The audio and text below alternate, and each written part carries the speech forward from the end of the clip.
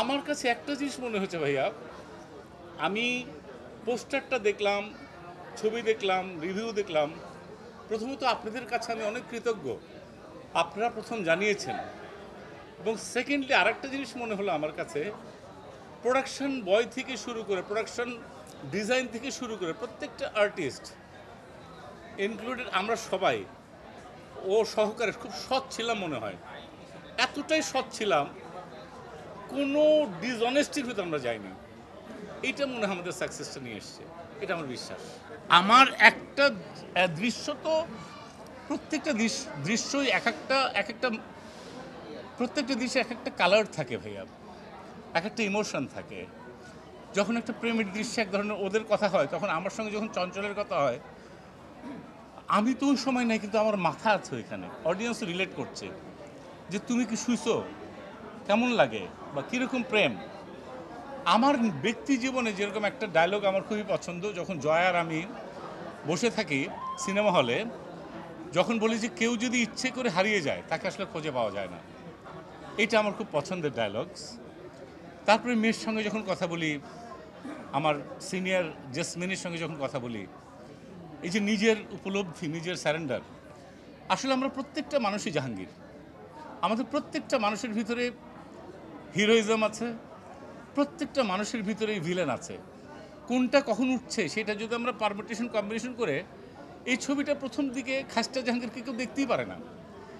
আমার বিশ্বাস পরের দিকে খাস্টা জাহাঙ্গীরের জন্য মায়া লাগে। কেন লাগে? সে রিয়ালাইজ করে। মৃত্যুর আগ পর্যন্ত আমাদের সেই রিয়ালাইজেশনের টাইমটা আছে। কখন মৃত্যু হয় আমরা জানি না। অ্যাজ এ হিউম্যান বিং হিসেবে অলমাইটি গড আমাদের একটা সুযোগ দিয়েছেন। এই যদি আমরা রিয়ালাইজ করতে পারি, আজকে যারা আমরা খাসটা, কালকে আমরা ভালো হয়ে যাবো, এটুকু বলতে পারি ভাই। আমাকে আসলে অন্য মেকাররা ডাকেনি। কোভিডের পর থেকে, কোভিডের আগে এক সময় কাজ করেছি। কোভিডের পরে পৃথিবীর অবস্থা, আমাদের দেশের অবস্থা এবং মানসিক অবস্থা এমন হয়ে গেল, কেউ কারোর সঙ্গে ঠিকমতো কথাও বলে না।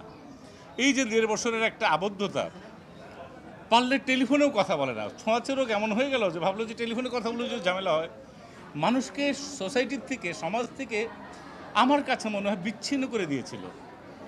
মেকারও বিচ্ছিন্ন হয়েছিল, আমারও এক ধরনের, এবং নতুন নতুন জিনিসগুলো আসছিল। সত্যি কথা বলতে কোনো মেকার ওইভাবে আসেনি। আমার জীবনের যে কেরিয়ার লাইফের যে অর্জন, বা যা, আমি তো যাই যে বলবো না যে আমাকে নাও, আমাকে নাও, আমাকে নাও, আমাকে নাও, এটা বলা শোভন না। এটা মেকারদের দায় দায়িত্ব। তারা মনে করেনি, তারা নেয়নি।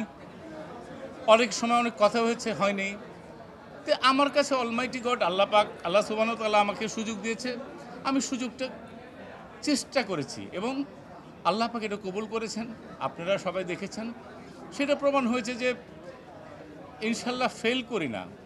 কতখানি ভালো পাস করি সেটা জানি না, কিন্তু ফেল করিনি সেটা বলতে পারি।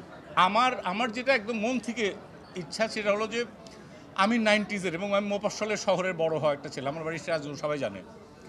যখন কোনো ভাই বোনের, খালাতো ফুফাতো যাই হোক বিয়ে হতো, গেট ধরার টাকা, ঈদের সময় টাকা, আমরা ছবি দেখতাম, সিনেমা হল দেখতাম। এবং যখন নাজমুল সাহেব হ্যাঁ ভাই আসিতেছে, আমরা এগুলো শুনতাম। ছবি দেখাতে ছিল একটা উৎসব। মা খালা, আগে দেখতাম মা খালা রিক্সার সামনে কাপড় বেঁধে যেত যেন লোকজন না দেখে, কিন্তু আমরা ছবি দেখতাম। এটা একটা ফেস্টিভ মুড ছিল।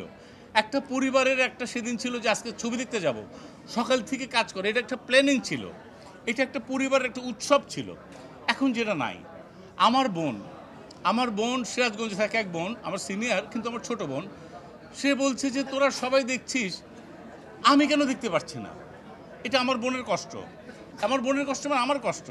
সেরকম আমার সিরাজগঞ্জের মতো অনেক শহরে সিনেমা হল নাই, এটা আমার কষ্ট। আমি আপনাদের মাধ্যমে জানাতে চাই, যারা জেলা প্রশাসক আছেন বা এরকম যারা যারা অথরাইজড আছেন, আমি চাই যেরকম একটা করে হাসপাতাল কমপ্লেক্স থাকে শারীরিক স্বাস্থ্যের জন্য, ঠিক সেরকম মানসিক স্বাস্থ্যের জন্য কয়েকটা করে সিনেমা হল থাকা দরকার। তাহলে নেশার থেকে, অন্য অন্য হানাহানির থেকে, মব জাস্টিস থেকে দূরে থাকবে। এখন তো আমরা মানুষের ক্ষতি করার চেষ্টা করি ভাই, জোর করে ধরি বলে এটা। ওই সময়টা আমরা ভালো কিছু করি। প্রত্যেকটা শহরে যেটা ছিল, এটা তো দোষের কিছু না, একটা ছবি ছিল, এখনও অনেকগুলো আছে। এটার জন্য জেলা প্রশাসক থেকে শুরু করে সব কিছু দরকার। আমার এডুকেশনস দরকার, আমার হেলথ দরকার, আমার বিনোদনের জন্য একটা দুটো ছবিও দরকার, থিয়েটারের জন্য থিয়েটার হল দরকার। এটা সুস্থ পরিবেশ করে, সমাজটাকে সুস্থ বানায়, এটা দরকার। আপনাদের মাধ্যমে চাই এটা যেন হয়।